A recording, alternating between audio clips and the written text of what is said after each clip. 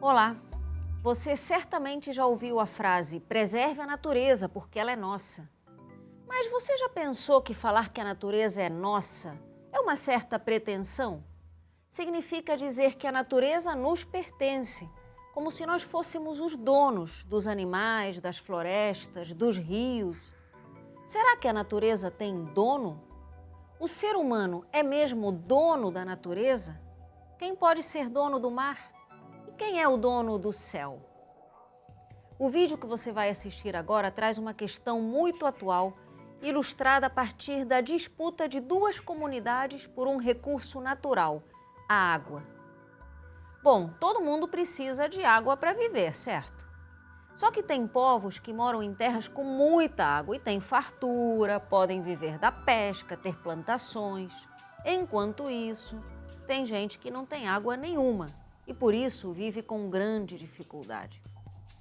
O que você diria se um grupo de pessoas que não tem água desviasse o curso de um rio da comunidade vizinha para puxar água para si? E se com esse desvio a outra parte da comunidade ficasse sem água? Isso seria justo? Afinal, todos dependem da água para sobreviver. Mas a água é nossa? A quem ela pertence? A todos ou a ninguém? Esse é o problema que aparece no vídeo e tem tudo a ver com a nossa vida no bairro, na cidade, no mundo de hoje. Vamos assistir? Olha, depois eu volto com algumas dicas para levar essas questões às crianças. O que me faz ser eu? E outras perguntas interessantes.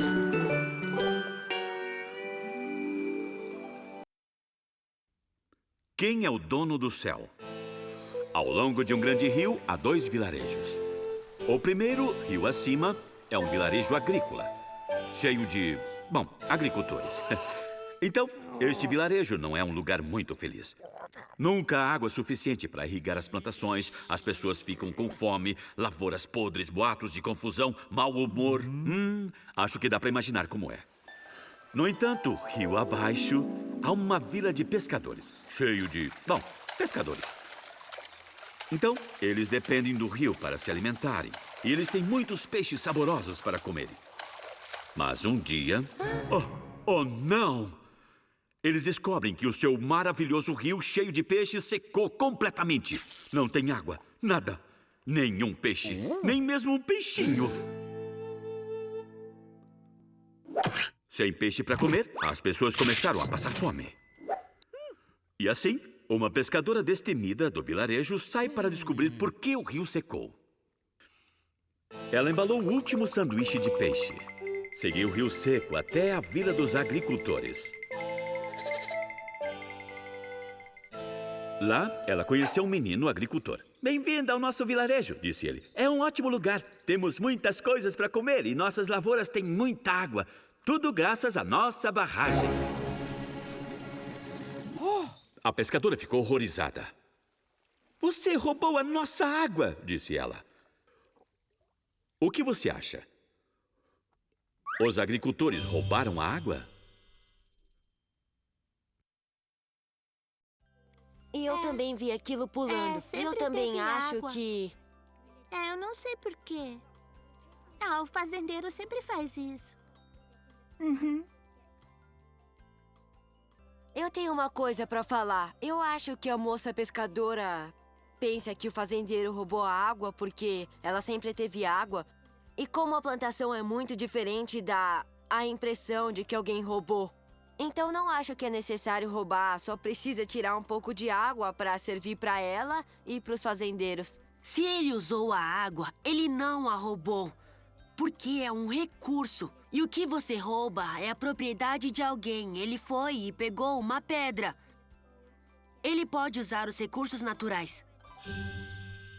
Quem é o dono do rio? Quem é o dono dos peixes do rio? Eu acho que o céu e o rio não é de ninguém, porque as duas coisas são da natureza. A pescadora explica ao agricultor como a barragem não deixa o rio fluir até o vilarejo dela.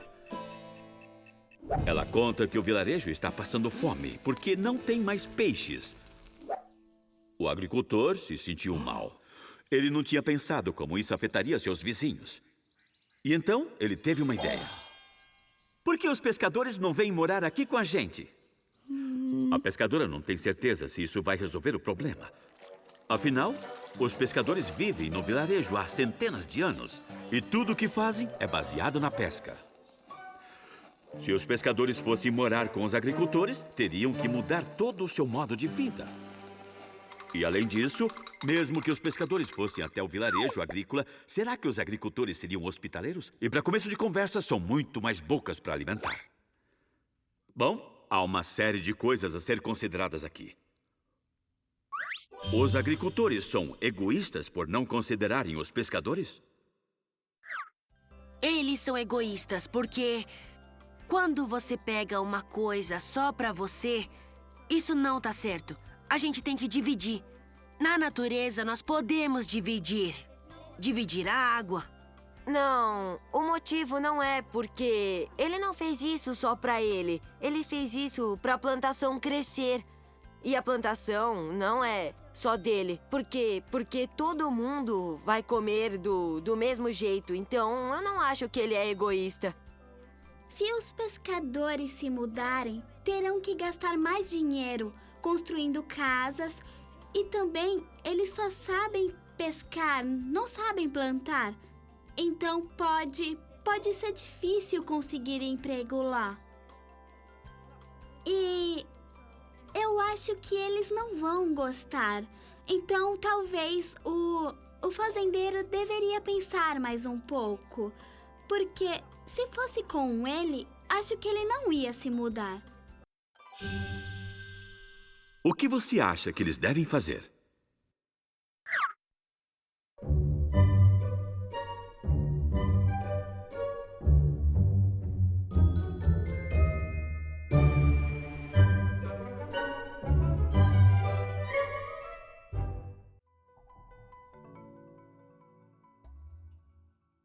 Pois é, esse vídeo dá um bom debate. Você pode reproduzir na sua casa ou na sala de aula a mesma discussão que o filme propõe.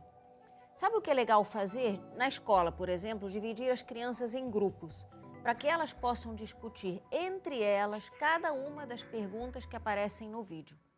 Aí depois uma pessoa de cada grupo pode contar para toda a turma o que o grupo discutiu. Talvez o grupo não tenha uma única conclusão, porque essas questões são polêmicas. Isso é ótimo, porque leva as crianças a pensar, a argumentar, sem aquela preocupação das provas de acertar ou errar. Estimule que elas defendam os seus pontos de vista e também que respeitem a forma de pensar dos outros. Um bom debate é assim, cada um sabe ouvir o outro e todos aprendem juntos. Em casa, os pais também podem propor essas mesmas perguntas aos filhos, animando as crianças a responder. Vamos lembrar da historinha? Os agricultores viviam na miséria porque não tinham água na sua plantação, até que decidem puxar a água do rio. Então, olha as perguntas para colocar para as crianças. Afinal, os agricultores roubaram a água? Se eu falar que eles roubaram, é porque a água era dos outros. Mas então o rio tem dono? Quem é o dono do rio? Quem é o dono dos peixes do rio?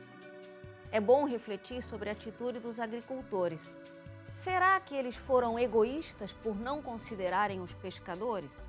Mas e antes disso, os pescadores haviam se preocupado com a vida dos agricultores? No filme, os agricultores pensam numa solução. Sugerem que os pescadores se mudem para sua comunidade e assim todos podem usar a água que eles puxaram para lá. Será que os pescadores iam se adaptar a outro modo de viver? Uma das crianças que aparecem no filme consegue entrar nessa questão de uma maneira até muito madura para a idade. Ela analisa o problema pelo lado de quem está sofrendo e diz: se fosse o agricultor que tivesse que mudar de casa, ele também não ia querer.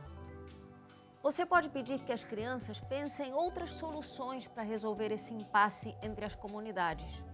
Isso vai estimular a criatividade e a imaginação. Pergunte para elas o que os agricultores e os pescadores devem fazer.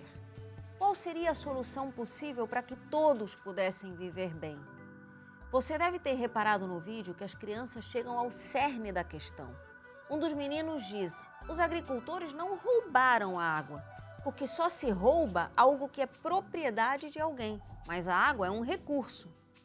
De uma maneira simples, bem própria para a idade, as crianças estão se aproximando aí de um tema decisivo para a vida humana: a forma como o ser humano trata os recursos naturais e os valores que existem nessa atitude.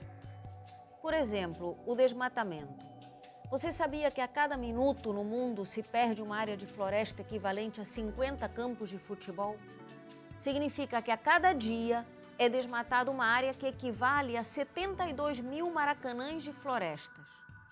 Estados Unidos, por exemplo, lá sobram apenas 4% das florestas originais. Muita gente pode dizer: ora, mas o desmatamento ocorre porque as empresas precisam produzir.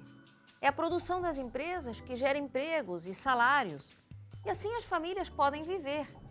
A pessoa fala: precisamos dos recursos porque saem das florestas e das minas para fazer tudo. Máquinas, remédios, casas, meios de transporte. Mas será que precisamos produzir tanta coisa assim? Que tal você lançar uma questão para as crianças? Por que será que o ser humano precisa de tanta coisa? Será que ele consome tanto porque desperdiça muito? Pense quantas florestas poderiam ser preservadas se não fosse pelo excesso de consumo, porque as pessoas sempre querem a roupa da moda, um carro novo, uma nova televisão no último modelo. Querer comprar coisas demais não é egoísmo? Parecido com o que fizeram aqueles agricultores do vídeo que puxaram toda a água para eles? Ajude as crianças a perceber que o problema que o filme mostra é o mesmo que os países do mundo vivem hoje. Você sabia que 1 bilhão de pessoas no mundo não têm o que comer?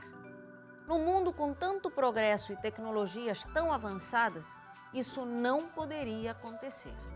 O problema não é a falta de alimentos, mas a forma de organizar a economia, o modo de estabelecer os preços e o acesso às coisas. Ou seja, o problema é político e teria solução. Ninguém precisaria morrer de fome. Mas não é simples resolver. Pergunte às crianças: o que você faria para resolver esse problema se você fosse presidente de um país rico? E se, por outro lado, você fosse presidente de um país pobre? Que solução você poderia propor? E na sua vida, você acharia possível ter menos coisas do que tem hoje para que outros pudessem ter mais qualidade de vida? Peça às crianças que imaginem o que seria necessário para construir uma relação diferente entre o homem e os recursos naturais, entre as pessoas entre si, e mostre principalmente que essa mudança começa em cada um de nós. Estimule as crianças a sonhar com outro mundo possível. Afinal, são elas, as crianças, que podem ajudar a construí-lo a partir de agora.